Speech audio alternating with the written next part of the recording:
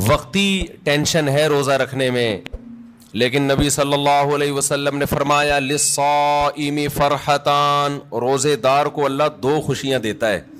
ایک خوشی تو آخرت میں ملے گی جنت کی صورت میں، ایک خوشی افطار کے وقت. سارا دن آپ اپنے کھانے پینے پہ کنٹرول کرتے ہیں.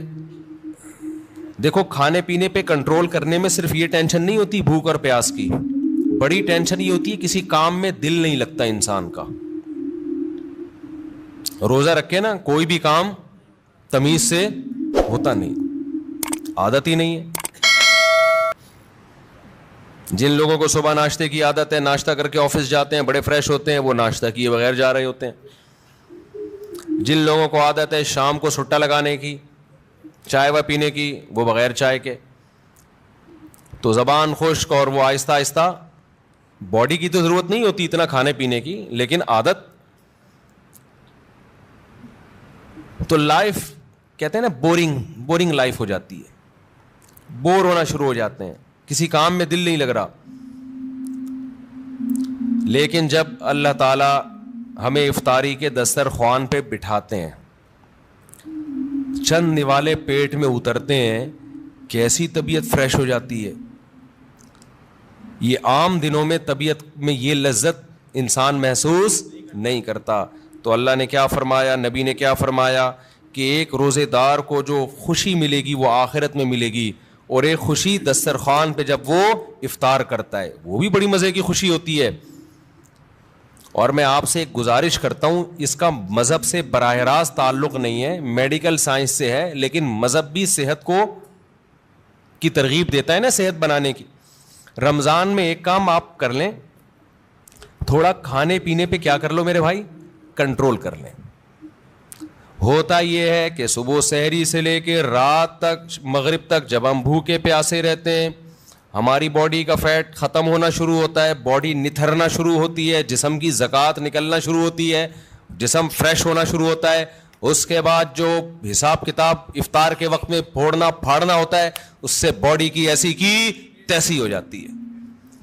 رمضان میں ہارٹ اٹیک کے واقعات میرا خیال ہے عام دنوں سے زیادہ ہی ہوتے ہیں. بھائی اللہ میاں نے کھانے کی چھٹی دی ہے، پھوڑنے کی چھٹی،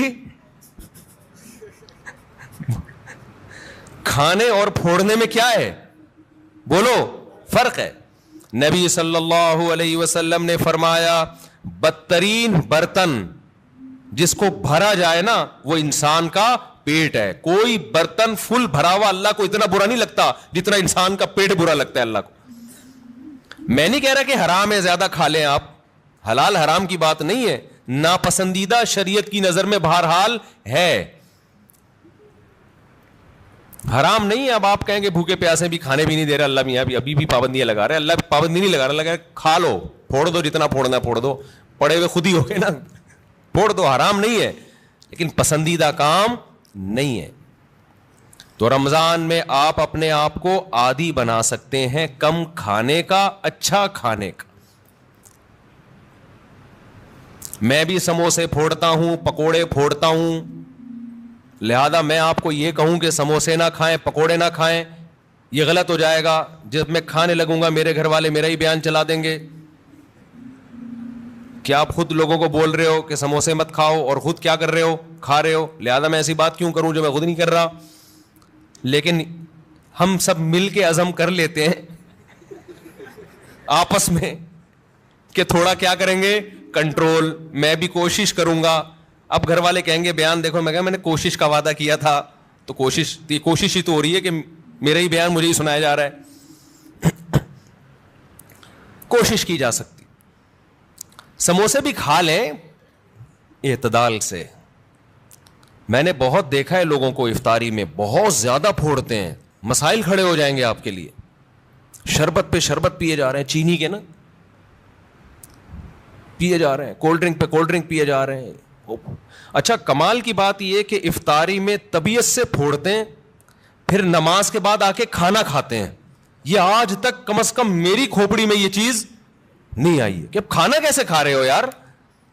یا تو ایک کھجور سے روزہ افطار کیا ہوتا ہے، نماز پڑھ کے آگے کھانا کھاتے ہیں.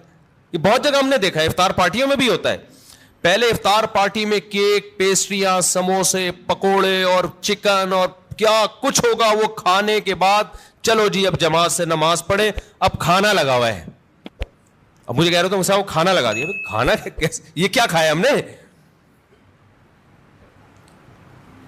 بھائی؟ ایک آدمی نے کم از کم 6 سموسے کھائے ہیں اور اتنے پکوڑے کھائے ہیں, تو اب کھانا کیا؟ تو وہ لوگ کہتے ہیں کھانا روٹی سالن کو کہا جاتا ہے اور چاول کو کہا جاتا ہے. یہ جو ہم نے کھایا ہے کھانے سے پہلے, جو نماز سے پہلے افطاری میں, یہ روٹی سالن نہیں تھا. یہ سموسے, پیسٹریاں, پکوڑے اور پتہ نہیں رول اور کیا کیا چیزیں آ رہی ہیں, یہ تو وہ تھا.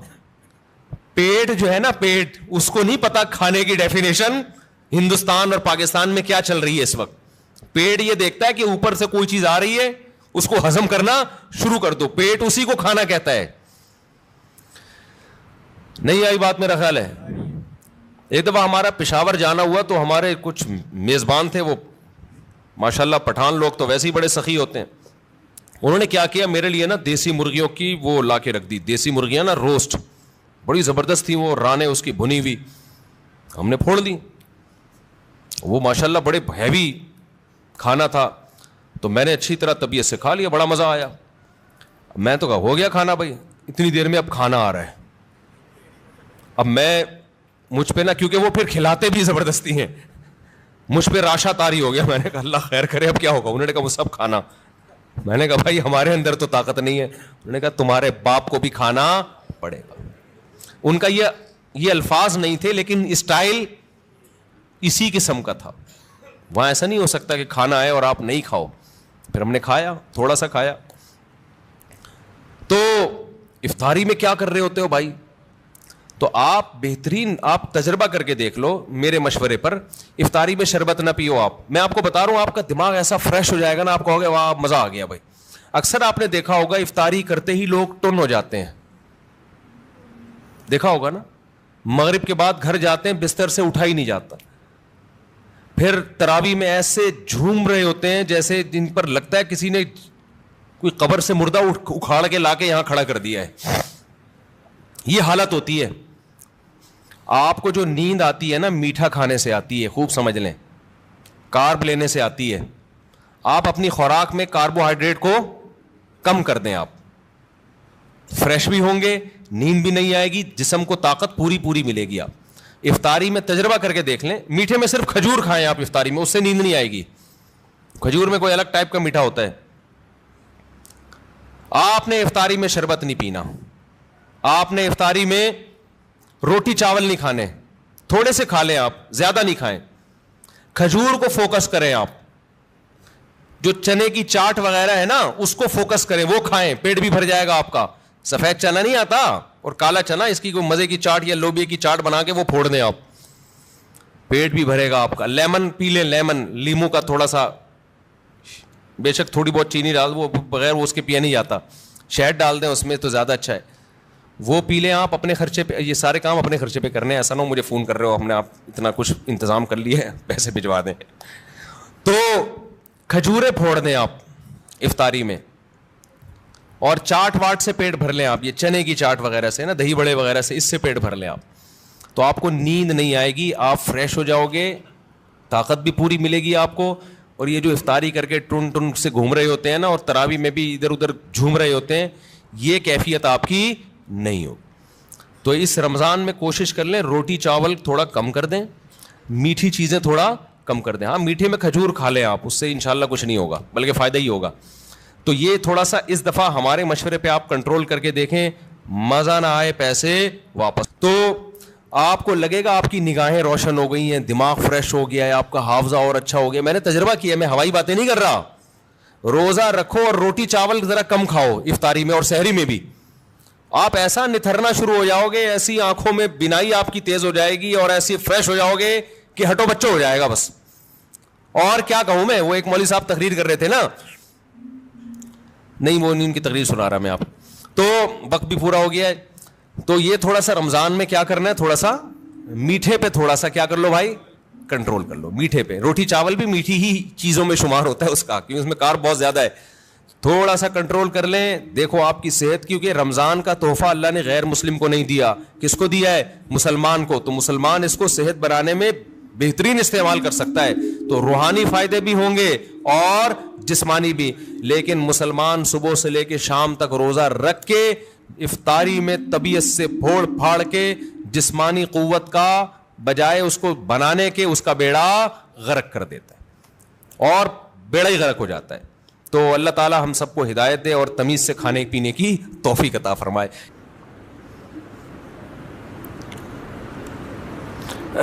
ایک تو اعلان سن لیں کہ میرے شیخ حضرت مفتی عبد الرحیم صاحب جن سے میں بیعت ہوں, ان کا ایک یوٹیوب چینل بن گیا ہے مفتی عبد الرحیم کے نام سے, تو آپ لوگ اس کو سبسکرائب کریں. بہت بڑے بزرگ ہیں, بہت تجربہ ہے ان کا, تقوی, علم, اہل اللہ کی صحبت. وہ تو جب آپ ان کے بیانات سنیں گے تو آپ کو اندازہ ہوگا. تو بعض دفعہ انسان کے پاس علم بہت ہوتا ہے, تجربہ نہیں ہوتا, وہ بھی بعض دفعہ لوگوں کو گمراہ کر دیتا ہے. بعض دفعہ تجربے ہی ہوتے ہیں, علم نہیں ہوتا. بعض دفعہ دونوں چیزیں ہوتی ہیں, تقوی نہیں ہوتا, اللہ کا خوف نہیں ہوتا. بعض دفعہ تینوں چیزیں ہوتی ہیں, حکمت نہیں ہوتی جو اہل اللہ کی صحبت سے انسان کو حاصل ہوتی ہے. تو ان میں الحمدللہ یہ چاروں صفات ہیں, تبھی ہم نے ان کو اپنا شیخ بنایا ہے. تو اس لیے ان کا سن لیا کریں, بہت فائدہ ہوگا انشاءاللہ. اور جب کوئی انسان میں کوئی بڑی صلاحیت ہوتی ہے نا, کام اللہ بہت لیتے ہیں, تو اس کے خلاف پروپیگنڈا بھی بہت ہوتا ہے. ہمارے ملک میں پازیٹیو وے میں کام کرنا دنیا کا مشکل ترین کام ہے. کوئی شخص ممبر پہ بیٹھ کے الٹی پھینکنا شروع کرے نا, تو لوگ اس کو پسند کرتے ہیں, زبردست خاندانی مخالفتیں کرتا رہے, وہ ایسا وہ ایسا وہ ایسا, فوج ایسی, عمران خان ایسا, مسلم لیگ ایسی. ہر ایک میں برائیاں بھی ہوتی ہیں, اچھائیاں بھی ہوتی ہیں, لیکن جو نیگیٹو باتیں کرے گا نا, سیاستدانوں کے کیڑے نکالنا شروع کرے گا, ان کو گالیاں دینا شروع کرے گا, حکمرانوں کو برا بھلا کہنا شروع کرے گا, اچھی چیز میں بھی برا بھلا کہہ رہا ہوگا. ہر چیز میں نیگیٹو بات جو کرتا ہے اس کا منجن ہمارے ہاں بہت جلدی بکتا ہے. لیکن جو کام کے لوگ ہوتے ہیں نا, جن کو تبدیلی لانی ہے, وہ یہ دیکھتے ہیں کہ منفی بات بیان کرنے کا, چاہے وہ صحیح بھی ہو, فائدہ ہے یا نہیں ہے. اس کی مثال ایسے دیکھو, ایک عورت کا میاں جو ہے وہ نالائق ہے, باہر اس کا چکر چل رہا ہے کہیں, بہت غلط کام کر رہا ہے نا یہ. اب آپ کو چاہیے کہ آپ اس کو جا کے بتاؤ, یار تم باہر کی عورتوں سے غلط کر رہے ہو, یہ تمہارا گھر خراب ہوگا, بری بات ہے, انسان کے بچے بن جاؤ. تو یہ اس کی علامت ہوگی آپ پازیٹیو وے میں کام کر رہے ہو. ایک طریقے یہ ممبر پہ آگے بیٹھو آپ اور بولو وہ فلاں جو ہے نا وہ بندہ غلط ہے, میں اس کی بیگم کو کہہ رہا ہوں کہ وہ بندہ غلط کر رہا ہے, اس کی بیگم تک میرا یہ پیغام جا کے پہنچا دو. یا اس کی بیوی کو جا کے بتا رہا ہے تمہارا میاں یہ کچھ کر رہا ہے. اس کا مطلب یہ آدمی سوسائٹی میں کوئی پازیٹیو تبدیلی نہیں چاہتا, بس اس کو حق بیانی کا شوق ہے. حق بیانی کا کیا ہے؟ شوق ہے بے موقع. اب جا کے اس کی بیگم کو بتانے کی کیا ضرورت تھی, یار لڑوا رہے ہو میاں بیوی میں, طلاقیں دلوا رہے ہو, اس سے کیا وہ چکر چھوڑ دے گا؟ آپ خود سمجھاؤ, اس کے باپ کو بتاؤ. اس طرح عورت کو شوہر کے خلاف, شوہر کو عورت کے خلاف, باپ کو بیٹے کے خلاف, بیٹے کو باپ کے خلاف. تو ہمارے ہاں بہت سے لوگ اس طرح سے ملک کی اصلاح کی کوشش کر رہے ہیں کہ عوام کو حکمرانوں کے خلاف, عوام کو اسٹیٹ کے خلاف, اور ایسی مخالفت ہونا جس سے فائدہ ہو کہ بھئی یہ غلط ہے یہ صحیح ہے. تو وہ مخالفت برائے مخالفت ہو رہی ہے, اس کے نتیجے میں ریاست کا بیڑا غرق ہونے والا ہے جو حالات چل رہے ہیں. تو پازیٹیو وے میں کام کرنے والے لوگ میں نے اپنی زندگی میں بہت تھوڑے دیکھے ہیں. چند ہیں بڑے بڑے علماء الحمدللہ جو بڑے پازیٹیو وے میں کام کر رہے ہیں, لیکن آپ یوٹیوب پہ دیکھو کہ ان کی مقبولیت نہیں ہے, لوگ سننا ہی نہیں چاہتے, لوگ نیگیٹو باتیں سننے کے عادی ہو گئے ہیں. ہر اچھے کام کی غلط توجیہ پیش کرنا, اور ہر غلط کام کے جو آپ کا لیڈر جو اچھا کر رہا ہے اس کو غلط کہنا, یعنی جو غلط کر رہا ہے اس کو اچھا کہنا, اور دوسرے کا لیڈر جو اچھا بھی کر رہا ہے اس کو بھی غلط کہنا. یہ پالیسی چل رہی ہے ہمارے یہاں. تو حضرت مفتی عبدالرحیم صاحب جو میرے شیخ و مرشد ہیں وہ ان لوگوں میں سے ہیں جو الحمدللہ پازیٹیو وے میں کام کر رہے ہیں, اور بہت بڑے بڑے کام وہ کر چکے ہیں جس کا پبلک کو پتہ ہی نہیں ہے, کیونکہ ان کو نام کا بھی شوق نہیں ہے. ہم تو ان کے قریب رہے ہیں, 27 سال ہو گئے مجھے ان کے ساتھ رہتے ہوئے, ہمیں ان کے اخلاص کا پتہ ہے. لیکن جب ایک بات یاد رکھو, جب آپ پازیٹیو وے میں کام کرو گے نا, بہت سے لوگ آپ کی ٹانگیں کھینچیں گے. کوئی آپ کو اسٹیبلشمنٹ کا کہے گا, کوئی بوٹ پالیشیا کہے گا, کوئی حکمرانوں کا وفادار کہے گا, جبکہ نہ وہ اسٹیبلشمنٹ سے 1 روپیہ لیتے ہیں, نہ کبھی لیا انہوں نے, نہ حکمرانوں سے ان کا کوئی مفاد ہے, لیا ہی نہیں کبھی نا. تو پازیٹیو وے میں کام کر رہے ہیں. تو آپ ذرا ان کو سنیں تو آپ کو اندازہ ہوگا کہ الحمدللہ کہ تمیز کے لوگ بھی دنیا میں موجود ہیں جن سے آپ کو بہت اچھی گائیڈنس ملے گی اور اپنی زندگی میں تبدیلی لانے کا موقع ملے گا. آپ کہیں گے مفتی صاحب پھر آپ بھی تمیز کے بن جاؤ نا, جب اتنی تمیز باتیں کر رہے ہو. ہم جیسے ہیں ہم کو ویسے ہی رہنے دو بھائی, ہم بدتمیز ہی اچھے ہیں. ہم کیا ہیں؟ بدتمیز ہی اچھے ہیں. اچھا بھائی مفتی صاحب ہولی منانا کیسا ہے؟ انتہائی درجے کی بدتمیزی ہے. ابھی تمیز پہ بات چل رہی ہے نا. ہندو منائیں, آپ نہ مناؤ بھائی. اگر ہندو ہولی مناتے ہیں تو کیا انہیں روکنا چاہیے؟ اور مسلمانوں کے لیے مذہبی رواداری کی نیت سے ہولی میں شرکت کرنا کیسا ہے؟ دیکھو ان کو تو مت روکو, ان کا مذہبی تہوار ہے, ان کو کیوں روک رہے ہو بھائی؟ وہ ہندو ہے, وہ مسلمان تھوڑی ہے. باقی آپ نہ مناؤ. باقی مذہبی رواداری کے لیے, مذہبی رواداری میں یہ ہے کہ ان کو کرنے دو, بس اتنی رواداری کافی ہے, افورڈیبل ہے. اب شراب کوئی شخص پی رہا ہے تو پی رہا ہے نا, وہ پی رہا ہے, آپ اس کو نہ روکو. یہ تو نہیں کہ اس کے ساتھ جا کے پینا شروع کر دو. بھائی وہ ٹھیک ہے رواداری ہے یار, چھوڑو یار, اس کا مسئلہ ہے, ہمارا کیا مسئلہ ہے. تو لیکن میں نہیں کہہ رہا کہ ہولی پینا شراب جیسا ہے, لیکن ہمارے مذہب میں تو حرام ہے نا دوسرے مذہبی تہواروں پر عمل کرنا. تو اب وہ کر رہے ہیں, ان کو کرنے دو, ان کو نہ چھیڑو, لیکن آپ کے لیے اس میں شرکت جائز نہیں ہے. لوگ کہتے ہیں کہ بھائی ہندو بھی تو ہمارے تہواروں میں شریک ہوتے ہیں ہمارے ساتھ. بھائی ان کے مذہب نے ان کو نہیں روکا ہمارے تہواروں میں شرکت سے, ہمارے مذہب نے ہم کو روکا ہے. یہ اگر براڈ مائنڈڈ بننا شروع ہوئے نا تو اس کی کوئی بریکیں نہیں ہے. پھر آگے یورپ میں جاؤ گے, امریکہ میں جاؤ گے, وہ اس سے ہندوؤں سے 2 ہاتھ آگے ہیں, بہت ساری چیزیں ان کے یہاں لیگل ہیں. وہ کہتے ہیں یار یہ سب سیٹ ہے. تو آپ کب تک براڈ مائنڈڈ بنو گے؟ تو اپنا مذہب جو اسلام نے دیا ہے آپ کو, اور اسلام نے کہا ہے وَمَن يَبْتَغِ غَيْرَ الْإِسْلَامِ دِينًا, اللہ کی نظر میں صرف اسلام ہی ہے. تو جب آپ کا یہ دعویٰ ہے تو ہم اس سے باہر نہیں نکل سکتے. باقی ہم تشدد کے قائل نہیں ہیں, رواداری کے قائل ہیں. ہندوؤں کو کھلائیں پلائیں, ہدیے دیں, تحفے دیں.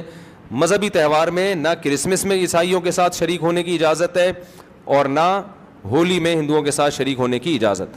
باقی ان کے آپ اچھی طرح سے ملیں ان کو. کل غسل کرتے ہوئے گمان ہوتا رہتا ہے کہیں سے کوئی جگہ خوش نہ رہ گئی ہو. میرا دل چاہتا ہے ان کو پکڑ کے نا ایسے وہمیوں کو چترول لگاؤں, یہ مجھے پاگل بنا دیں گے. یہ جو وہمی لوگ ہیں نا, ان کے فونوں کو میں نے وہمی نمبر 35 تک محفوظ کیا ہوا ہے. اور ان کے ساتھ زیادہ آپ کو پتہ ہے نفسیاتی ڈاکٹر عموماً مریضوں کی کاؤنسلنگ کرتے کرتے تھوڑے دنوں میں خود نفسیاتی ہو جاتے ہیں. یہ مجھے کسی ڈاکٹر نے ہی بتایا, وہ پھر اپنا علاج کسی بڑے ڈاکٹر سے کر رہا ہوگا. آپ جس قسم کے طبقے میں زیادہ بیٹھتے ہو نا, تھوڑی دیر میں آپ کیا ہو جاتے ہو, وہی ہو جاتے ہو. اب وہمی آئیں گے, مجھے یہ جگہ خوش رہ گئی, یہ جگہ خوش رہ گئی, غسل نہیں ہو رہا. جب زیادہ سنتا ہے تو مجھے بھی 5 دفعہ ہوتا ہے پتہ نہیں میرا غسل ہوا کہ نہیں ہوا. حقیقت بتا رہا ہوں. تو ان لوگوں سے جان چھڑاؤ یار. ان کا علاج ان کا یہی ہے کہ ان کو کوئی وضو کرائے اور بول انسان کا بچہ بن کے جلدی سے وضو کرو, پتلی گلی سے نکل یہاں سے. یہی علاج ہوگا, اس کے علاوہ کوئی علاج نہیں ہے ان لوگوں کا. رمضان کا روزہ کیسے رکھیں؟ یہ کیا لکھا ہے بھائی؟ پتہ نہیں کیا لکھا ہے بھائی. یہ تو اللہ میاں کو اللہ میاں کیوں بولتے ہیں بھائی؟ اللہ میاں عرف میں اللہ میاں بولتے ہیں, عزت کا لفظ سمجھا جاتا ہے. مرحوم والدہ اگر خواب میں آ کر کہے میری قبر پر آؤ, اور پھر یہ کہنا کہ اچھا قضا روزہ کیسے بس ایسے ہی رکھیں, سحری سے پہلے نیت کر لیں. پھر یہ کہنا کہ زبان سے کہ مجھ سے قبر سے بلاوا آیا, کیا اس میں شرک اندیشہ ہے؟ نہیں, ایسا کوئی شرک اندیشہ نہیں ہے. مفتی صاحب کیا انبیاء اپنی قبروں میں زندہ ہوتے ہیں؟ کیا عقیدہ رکھنا درست ہے کہ نبی کے علاوہ جتنے انبیاء ہیں وہ نبی کے ساتھ جتنے ہاں بھائی انبیاء قبروں میں زندہ ہوتے ہیں برزخی حیات کے ساتھ. عام مردوں سے زیادہ ان کو ایک خاص نوعیت کی زندگی دی جاتی ہے. ہوتی وہ برزخی ہی ہے, دنیاوی نہیں ہوتی, وہ ہوتی برزخی حیاتی ہے, لیکن بہت پاورفل ہوتی ہے, عام میتوں سے زیادہ پاورفل ہوتی ہے وہ. مفتی صاحب جنت کی زندگی کیسی ہوگی، اس پر تفصیلی بیان کریں انشاءاللہ۔ مفتی صاحب ایتھیس، اللہ کہتے ہیں کہ قرآن میں دلائل دیں اور عقل سے دلائل دیں، یہ تو کئی دفعہ بیان کر چکا ہوں میں، پھر دوبارہ کر دیں گے۔ میرے رشتہ دار نے میری کچھ مدد کی اور میرے سارے بہن بھائی کو بتا دیا۔ میں نے کہا آپ نے کیوں بتایا؟ انہوں نے کہا اسلام میں کچھ عمل دکھلانا بھی چاہیے تاکہ لوگوں میں ترغیب ہو۔ اب میرے بہن بھائی مجھے تانا دے رہے ہیں، ابے بھائی آپ نے قرآن میں یہ ہے کہ دکھا کے بھی خرچ کرو اور چھپا کے بھی خرچ کرو، چھپا کے اس لیے تاکہ اخلاص ہو، دکھا کے اس لیے تاکہ لوگوں کو ترغیب، لیکن جس کو دے رہے ہو وہ عزت دار آدمی ہے تو پھر اس کے بارے میں مت بتاؤ۔ آپ اپنے ریلیٹیو کو دے دیا، ساری دنیا میں بتا دیا میں نے اس کو دیا ہے، تو یہ اس میں تو بے عزتی ہے نا اگلے کی، تو یہ غلط چیز ہے، اس سے توبہ استغفار کرنا چاہیے۔ جناب والا کیا ہر نیک کام کرنے سے پہلے نیت کرنی پڑے گی؟ کر لینی چاہیے تو ثواب زیادہ ملے گا۔ جیسے کہ حقوق العباد، ہمیں تو بچپن سے حقوق العباد وغیرہ سکھایا جاتا ہے، تو کیا ہر اس سے پاگل ہو جاتے ہیں آدمی؟ اب ابا کو کچھ دے رہے ہیں، میں نیت کرتا ہوں ثواب حاصل کرنے کی، یہ لو ابا۔ بیگم کو کچھ لا کے کھلا رہا ہے، میں نیت کرتا ہوں ثواب حاصل کرنے کی، بس دل میں نیت کرو اے اللہ میں جس مخلوق کو بھی کھلا رہا ہوں کس کے لیے؟ تیرے لیے، تو بس یہ کافی ہے۔ ہر دفعہ نیت کر لو تو اور اچھی بات ہے، لیکن وہمی نہ بن جاؤ پھر۔ مفتی صاحب آپ مسائل کے سیشن سے پہلے 4 رکعت پڑھ لینے کا کہتے ہیں، اس کے بعد 2 رکعتیں بھی تو سنت موقدہ ہوتی ہیں۔ 4 رکعتیں سنت موقدہ، اس کے بعد 2 رکعتوں کے بارے میں اختلاف ہے کہ وہ سنت موقدہ ہیں یا نہیں ہیں، تو ہماری تحقیق یہی ہے کہ وہ سنت موقدہ نہیں ہے، بعض علماء کہتے ہیں موقدہ ہیں۔ اتنی لمبی نماز ہو جاتی ہے جمعے کی یار، لوگوں کو آسانی بھی تو دینی چاہیے نا، اس زمانے میں دونوں قول ہیں تو آسان قول کو لے لینا چاہیے، سمجھتے ہو؟ پڑھ لے تو اچھی بات ہے، نہ پڑھیں تو بھی ٹھیک ہے۔ میرے لیے دعائے خیر فرما دیجیے، دل سے دعا اللہ تعالیٰ آپ کو دنیا اور آخرت کی بھلائی دے۔ اہلیہ نے سلام بھیجا، دل سے دعا ہے جی، علیکم علیہ السلام، دل سے دعا ہے آپ دونوں کے لیے۔ یورپ کے قانون کے مطابق طلاق یا خلا کی صورت میں آدھی جائیداد دینی پڑتی ہے، شریعت کے مطابق اگر مال عورت کا ہو تو مرد کو کیا حکم ہے؟ جبکہ اس نے خلا کی شرط یہ لگائی ہے کہ جائیداد ملے گی تو طلاق دوں گا، یہ شرط صحیح نہیں ہے۔ مرد نے جب طلاق دے دی تو صرف مہر دینا پڑتا ہے اور عدت کا نان نفقہ دینا پڑتا ہے، اور عورت نے اگر طلاق لی ہے تو اس کو مہر واپس کرنا پڑتا ہے، جائیدادیں دینی نہیں پڑتی، سمجھتے ہو؟ تو طلاق کی صورت میں جو یورپ میں قانون ہے کہ آدھی جائیداد عورت کی مرد کو دے دی جائے یا مرد کی عورت کو، یہ غیر شرعی قانون ہے، تو مرد کے لیے وہ لینا حلال نہیں ہے۔ اگر قانون نے فیصلہ کر دیا کہ عورت کی آدھی جائیداد مرد کو دی جائے گی تو مرد پر لازم ہے کہ وہ واپس کر دے۔ قانون نے فیصلہ کر دیا کہ آدھی جائیداد عورت کو دے دو تو عورت پر لازم ہے کہ وہ واپس کر دے۔ سمجھتے ہو کہ نہیں سمجھتے؟ ان کا قانون ہے، وہ اپنے حساب سے چلیں گے، ہم کس کے حساب سے چلیں گے؟ اپنے، کیونکہ اللہ کا قانون پہلے موجود ہے ہمارے سامنے۔ اچھا بھائی، مفتی صاحب آپ نے سورہ بقرہ کی تفسیر بیان کرتے ہوئے کہا تھا کہ بغیر علم ارادے کے کفری جملہ کہنے پر گناہ نہیں، پھر نکاح کی تجدید بھی۔ بعض دفعہ لوگوں کو پتہ نہیں ہوتا ہے، ایسی غلطی سے منہ سے کچھ نکل جاتا ہے، فوراً لوگ فتویٰ لگا دیتے ہیں۔ شلوار پینٹ کو ٹخنوں سے نیچے کرنے نماز پڑھنے سے نماز پر کیا اثر ہوتا ہے؟ نماز قبول نہیں ہوتی، حدیث میں ممانعت ہے، ان اللہ لا يقبل صلاۃ رجل مسبل ازارہ، کوئی بھی چیز جو نیچے آ رہی ہو نا تو آپ اس کو ٹخنوں سے نیچے نہیں لے جا سکتے، اس کو اوپر رکھنا ضروری ہوگا۔ اور کسی نے بھائی کوئی سوال پوچھنا ہو یہاں سے؟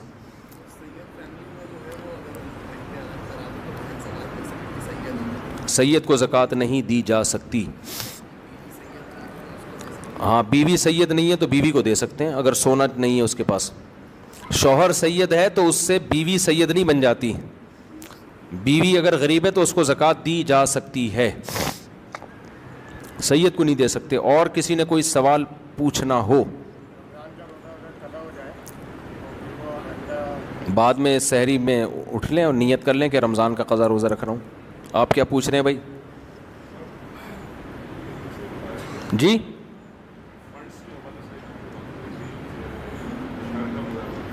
ہاں، اسلامی بینک میں ٹھیک ہے۔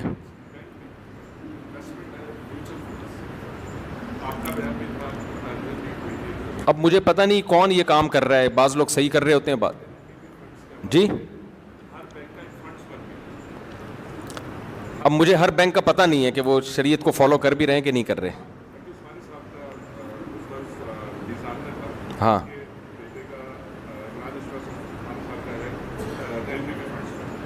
وہاں بھی جائز ہے، ہاں جائز ہے۔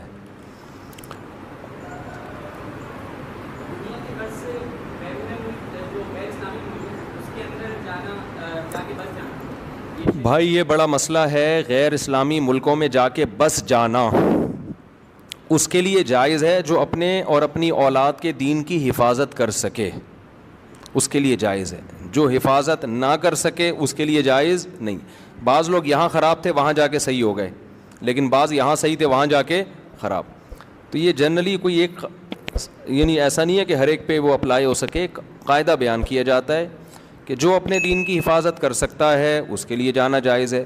لیکن روز بروز نا وہاں کے حالات خراب سے خراب تر ہوتے چلے جا رہے ہیں، کیونکہ اسکولوں میں ہومو سیکشولیٹی باقاعدہ پڑھائی جا رہی ہے، ترغیبیں دی جا رہی ہیں. ایسے قوانین بن رہے ہیں کہ بچے کو کہا جا رہا ہے کہ تم ہی ہو یا شی، یہ تم نے ابھی فیصلہ نہیں کرنا، یہ تم بڑے ہو کر فیصلہ کرو گے. تو آپ بتاؤ رہ گیا پھر یار. تو آپ کے بچہ وہ خود کنفیوز ہوگا میں پتہ نہیں کیا ہوں. ہمارے تو پیدا ہوتے ہی ختنے ہو جاتی ہے اس کی، 2 بکرے کٹ جاتے ہیں، ہم نے اسٹیمپ لگا دی کہ ہی ہے. لڑکی پیدا ہوئی 1 بکرا کٹا، اسٹیمپ لگ گئی کہ یہ کیا ہے، شی ہے، قیامت تک کے لیے یہ شی رہے گی. ان کے ہاں بھی یہ ہے کہ یہ آپ کا رائٹ ہے کہ آپ خود فیصلہ کریں کہ آپ ہی ہیں یا شی. اگر آپ نے کہا کہ پیدا ہی ہوئے تھے، آپ نے کہا میں شی ہوں تو شی ہیں، بعد میں آپ کو خیال ہو نہیں ہے شی والا صحیح نہیں ہے وہ ہی والا ہی ٹھیک ہے تو چلو ہی بن جاؤ. پھر خیال ہوا کہ یار وہ شی ٹھیک تھا تو شی بن جاؤ. تو کنفیوژن ہی ہے. میاں بیوی میں جو میاں تھا وہ بیوی بن جائے گا، بیوی میاں بن جائے گی. انہوں نے کہا نہیں، اب ہم میاں بیوی کھیلتے ہیں. تم میاں میں بیوی، جیسے بچے نہیں بچیاں کھیل رہی ہوتی ہیں، تو اب تم میاں تھے میں بیوی تھی، تو اب ہم نے اس طرح سے لائف کو انجوائے کیا. اب ایسا کرو میں میاں تم کیا ہو، تم بیوی. وہ کہتے چلو ٹھیک ہے، 1 ٹیکے کی دیر ہے. میں نے بھی بیان کیا نا، تو اس پہ ایک لبرل انٹی بہت غصے میں، انہوں نے کہا یار کوئی مرد اور عورت کا فرق نہیں ہے، 1 ٹیکہ لگاؤ آدمی عورت بن جاتا ہے، عورت آدمی. میرے بیان پہ اعتراض کیا ہوا تھا انہوں نے. تو مجھے خیال ان سے بولو ٹیکہ لگائے بغیر کیوں نہیں بنتا، وہ ٹیکہ کیوں لگانا ضروری ہے. تو اب تو 1 ٹیکے کے فاصلے پر ہیں، جو بننا ہے آپ 1 ٹیکہ لگائیں بن جائیں. آپریشن ہوتا ہے چھوٹا موٹا سا.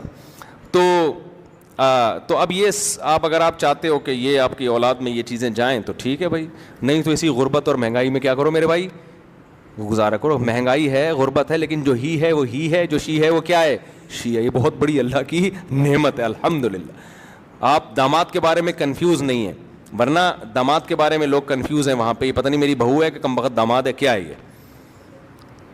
آپ کی بیٹی رخصت ہو کے جا رہی ہے کسی گھر میں، آپ کو یہی نہیں پتا کہ یہ گھر داماد بننے جا رہی ہے یا بہو بننے جا رہی ہے. یہ تو اتنی کنفیوژن پیدا ہو. اس کو کہتے ہیں براڈ مائنڈ.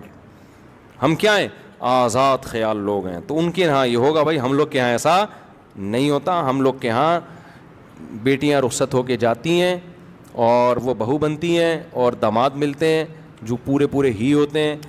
کوئی کنفیوژن الحمدللہ اس میں ہمیں نہیں ہوتی. خواجہ سرا ہوتے ہیں، وہ پاکستان میں ٹوٹل 4000 خواجہ سرا ہیں جو سچی مچی کے ہیں، جو قدرت کی طرف سے ہیں. کروڑوں کی آبادی میں صرف کتنے ہیں، 4000. باقی سارے بنے ہوئے ہیں. جب ان کو پکڑا جائے نا تو پتہ چلے گا پورے آدمی ہیں. یہ پیسہ کمانے کے لیے بنے ہوئے ہوتے ہیں. ورنہ جو قدرتی طور پہ جو خواجہ سرا پیدا ہوتے ہیں نا، ان کا ریشو 0.1% بھی میرا خیال ہے بہت کم ہے ان کا ریشو. اور وہ بھی اسلام میں خواجہ سرا کچھ نہیں ہوتا. اگر مردانہ علامتیں زیادہ ہیں تو وہ آدمی ہے، عورت والی علامتیں زیادہ ہیں تو کیا ہے، وہ عورت ہے. اس کے پورے عورت والے حقوق ہیں، وراثت. اور یہ تو ماں باپ ظلم کرتے ہیں، کوئی خواجہ سرا پیدا ہوتا ہے تو اس کو حوالے کر دیتے ہیں. اسلام میں حکم یہ ہے کہ اس میں اگر عورت والی علامتیں زیادہ ہیں تو بیٹیوں کی طرح پالو اس کو، مردوں والی علامتیں زیادہ ہیں تو بیٹوں کی طرح پالو اس کو.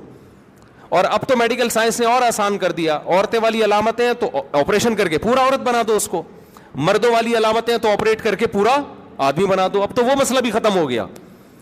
لیکن اب آپ دیکھو اللہ کی قدرت ہے کدھر کو سوسائٹی جا رہی ہے ہماری. تو آپ ٹھیک ہے جاؤ لبرل ماحول میں رہو، لیکن پھر یہ کنفیوژن بہت پیدا ہوگی بچوں کے بارے میں. عقیقے میں بڑے مسئلے کھڑے ہو جائیں گے، کیا کریں 2 کاٹیں کم بخت 1 کاٹیں. ایسا نہ ہو 2 کاٹے بڑے ہو کر اس نے کہا میں تو شی ہوں، آپ کہیں 1 کے پیسے ضائع کرا دیے، پیسے نکال، ہم نے تیرے 2 بکرے کاٹے تھے. تو بڑے مسائل پیدا ہو رہے ہیں. تو جن لوگوں کو یہ خطرہ ہے کہ وہاں یہ مسائل سے وہ نہیں نکل سکتے تو ان کے لیے ٹھیک نہیں ہے. جو یہ سمجھتے ہیں کہ نکل جائیں گے ہم ان مسائل سے تو رہ لیں وہاں جا کے. میں نے ایک لڑکی کو اللہ کی رضا کے لیے چھوڑ دیا کیونکہ یہ حرام ہے. اب وہ لڑکی بد دعائیں دے رہی ہے، کیا وہ بد دعائیں بھی لگیں گی؟ نہیں لگیں گی بد دعائیں. اور دیکھو اس سے بڑی نیکی کوئی نہیں ہے کہ انسان اپنے محبوب کو خدا کی خاطر چھوڑ دے، اصل محبوب کی خاطر چھوڑ دے. یہ بہت بڑی قربانی ہے. تو اس پہ اللہ آپ کو انشاءاللہ دنیا میں بھی بہت نوازے گا, آخرت میں بھی بہت نوازے گا. تو یہ جو ہے نا اللہ کی خاطر آپ نے کیا. باقی بد دعاؤں کی پرواہ مت کرو. یہ بد دعائیں, اگر وہ کہتے ہیں نا کوے کی بد دعاؤں سے بیل مرتے تو کوئی بھی بیل زندہ نہ رہتا, اور آپ اس کو بلاک کر دو, گھننے بن کے بد دعائیں نہ لو اس سے. بعض دفعہ میسج دیکھ رہتے ہیں, دیکھو کوئی نئی بد دعا تو نہیں آئی ہوئی.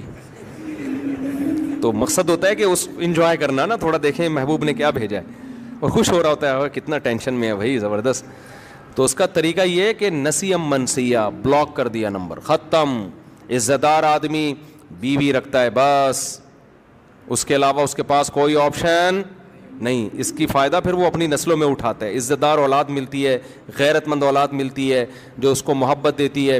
اور جو ٹھرکی قسم کے لوگ ہوتے ہیں, سب سے بڑا نقصان اولاد کو پتہ ہوتا ہے میرا باپ 2 نمبر ہے, وہ باپ کو باپ والی عزت نہیں دیتی. سمجھتے ہو کہ نہیں سمجھتے؟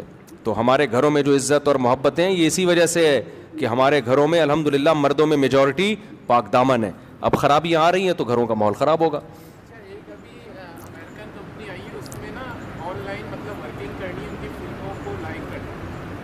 نہیں وہ تو ٹھیک نہیں ہے, نہیں یہ تو صحیح نہیں ہے. نہیں فلموں کے تو لائک نہیں کر سکتے نا آپ. تو تحقیق نہیں ہے, سننے میں آیا کہ سیریا یا ترکی میں ایسا واقعہ ہوا ہے, ملبے تلے پوری فیملی تھی, خاتون نما شکل میں ایک عورت آئی کہ میرے بچے اس ملبے کے نیچے ہیں. ہاں, جب ان کو نکالا گیا تو ان کو بتایا کہ آپ کے انہوں نے کہا کہ آپ کے والدہ نے کہا تھا کہ ہمارے والدہ کو تو 1.5 سال ہو گئے. پتہ نہیں, واللہ عالم. ایسا ہو سکتا ہے, ممکن ہے. اللہ کی قدرت سے تو کچھ بعید نہیں ہے. جی ہو سکتا ہے, جی اللہ کی قدرت سے تو کوئی بعید نہیں ہے بھائی. سبحانک اللہم و بحمدک. بھائی یہ آخری سوال, بس بچہ کافی دیر سے پوچھ رہا ہے, جلدی بس آخری.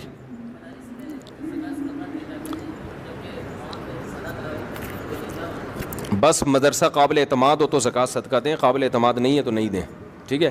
باقی وہ وکالت نامہ لے لیتے ہیں. نہیں, مدارس میں دونوں طرح کی رقمیں آتی ہیں, زکوٰۃ بھی آتے ہیں, نفلی صدقے بھی آتے ہیں, تو سادات پر پھر وہ دوسرا کر دیتے ہیں.